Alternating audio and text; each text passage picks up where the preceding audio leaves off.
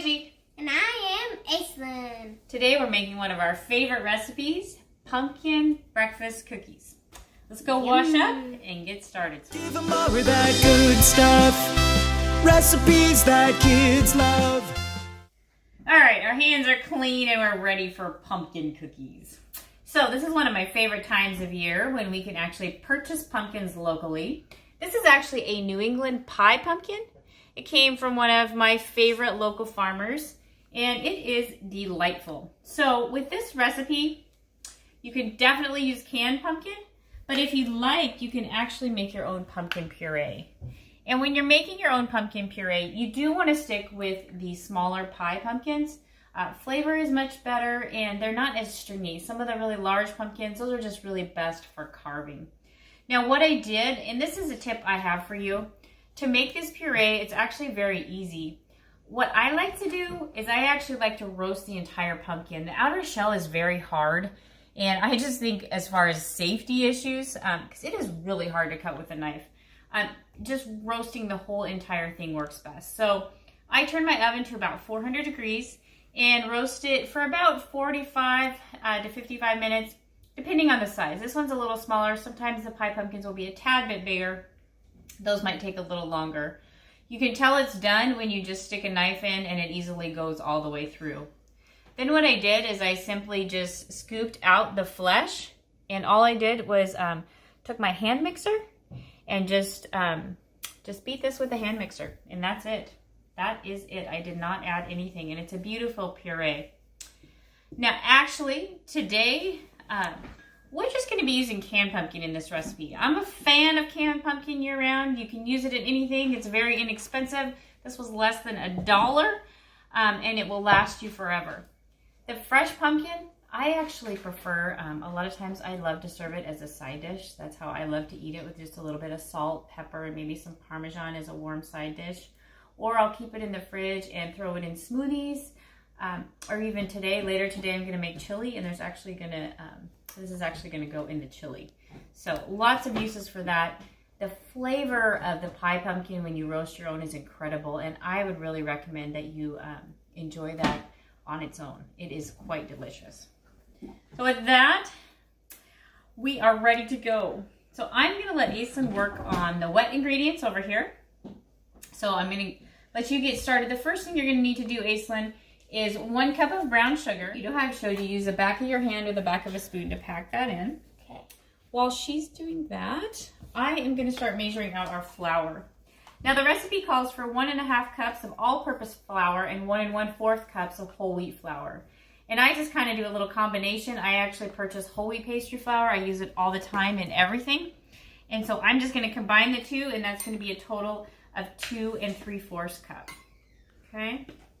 And remember, when you are measuring flour, you must spoon it in and then level it off.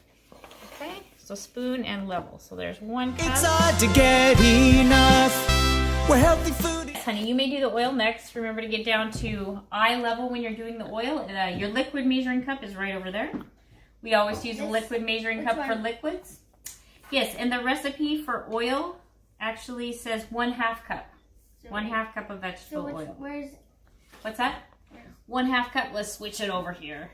Right there, 1/2 cup. And I don't have 3/4 of a cup, so Aislinn, I'm making use of fractions, and I'm doing 1/2 cup plus 1/4 cup, which equals 3/4. And I will mention, I've already preheated the oven.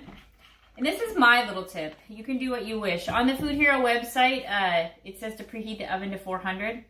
We really like the product better. We like it a little bit softer when we cook it at 350. So I have preheated my oven to 350. So we've discussed this before, but you always want to read completely through the recipe and preheat your oven before you start. And of course, we have all of our ingredients for it ready to go, which is called what? Mise en place, right? Everything's ready to go. The only 2 wet ingredients you have left are going to be your pumpkin and your eggs. So if you'd like, we can shift spots. And I'll have you go ahead and crack the eggs into the orange bowl and just go ahead and put the shells back in the yellow bowl. All right, so Aislinn, since you just finished cracking the eggs, what do you need to do right now? Wash. Okay, you go wash up. I'm gonna get the baking powder in here. So it's got 1 tablespoon of baking powder for some nice lift. on these cookies. And then we got 2 teaspoons of cinnamon. And you can be generous with your cinnamon. Who doesn't love cinnamon?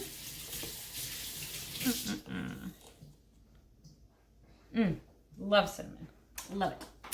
We also have 1 teaspoon of nutmeg. My 1 teaspoon won't fit in there, so I'm going to do 2 half teaspoons of nutmeg. While I'm doing that, you can take the whisk. Actually, first though, you forgot to add the most important ingredient. Eggs. Well, your eggs in the pumpkin. So you go ahead and put either one in. Yep, I've got a little spatula I set out there for you. Right here? The little green one over there. Go ahead. Now, don't cut yourself on the lid. You need to be very careful. What do I do with the eggs? Those go in there too. Okay, so we can go ahead and put the eggs in. And then you need to very carefully, don't cut yourself on the lid, put the pumpkin in. I'm going to finish the spices. The next spice we have is ginger, and it's going to be 1/4 of a teaspoon of ginger. All those fall spices. And then I actually like to add a few more spices. You could do this, you don't have to. I like a little bit of allspice in here. Just kind of like that flavor. Again, totally optional, just my addition. And I like a little pinch of cardamom too. Just think it gives a good flavor. Again, totally optional. Let's see, the last of those ingredients, the dry ingredients that I have, is actually going to be a half teaspoon of salt. So I'll get that in there. Yes, yes. And I'm going to whisk together my dry ingredients. Can you smell those spices? Yummy. Oh, yummy, yum. That's the other good thing about this recipe. It smells delightful when it's baking. Yum, yum, yum. Now, as soon as Mason gets that together, you got it all in there, bud? Nope. We'll use the same whisk, and we're going to whisk the wet ingredients next. And then we get to combine the two.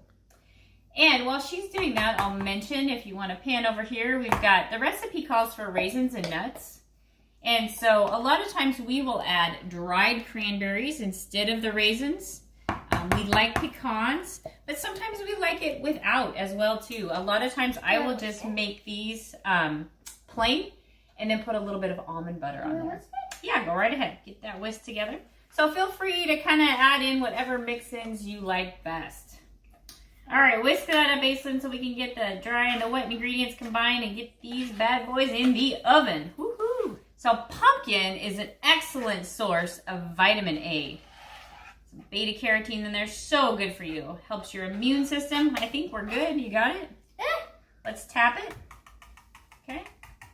And we can just set that right in there for now. I'm going to go ahead and add the dry ingredients in. Can I mix add it? about half of it. Can I mix it? We'll kind of fold it in like that. Go ahead, and then I'm going to add the other half. Actually? We got to get these made, though. You have a friend coming over today. Yep. That is the nice thing about these. They're pretty quick, too. All right, I'm going to go ahead and put the rest of our dry ingredients in there. Sounds good. Okay, so we're going to get this mixed, and then we will drop it onto our pan over here that I've lined with parchment. You don't have to use parchment, but I like it for easy cleanup. Plus my pans have been used so much, I probably use that pan seriously every day of the week so it doesn't look too hot. It's been through the life, but it still works very well. All right, I think we pretty much got it mixed up. We got our little arm workout in for the day. People don't realize what a good workout baking is. You know that, Aislinn? Yep. Okay, and I am going to portion out a few of these. I'm going to do that real quick before we add our mix-ins, Aislinn, and then I'll let you add the mix-ins. But I'm going to portion out a few, like I said, so we can just have some plain. So I like to use a scoop, okay? But you can also, what I've used many times, I've taught classes a lot, and Aislinn can do that too, is you can also just use a tablespoon, which works very well too. All right, Aislinn, while I'm just going to do one more of these, and then I'm going to let you go ahead and stir in our mix-ins, and we'll get the rest of those portioned out. Okay, I'm going to go ahead and get these in the oven, and we're going to put them in there for about 10 minutes. Is perfect in our oven. All right, Ace, we got a fresh batch all ready for your friend, your play date today. So with that, we're going to sign off for this episode of the Food Hero Cooking Show. We'll see you next time. Bye. And a food hero is fun. Yeah, yeah, yeah.